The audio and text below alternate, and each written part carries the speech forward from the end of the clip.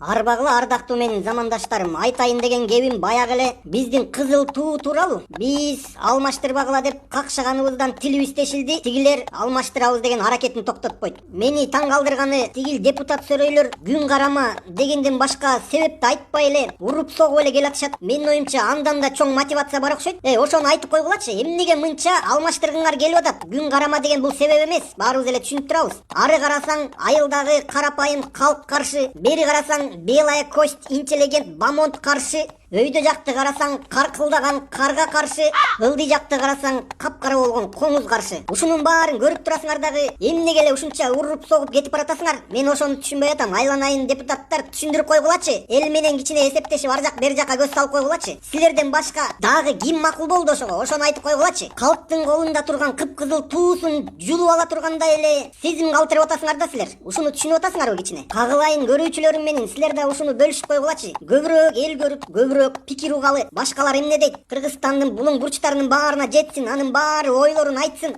Өйдө жактагылар ошондой ой пикирлерди көргөн соң ойлору өзгөрүлүп, биздин желегибизди өзгөртпөй калышар балким. Айтайын дегеним ушу. Чук.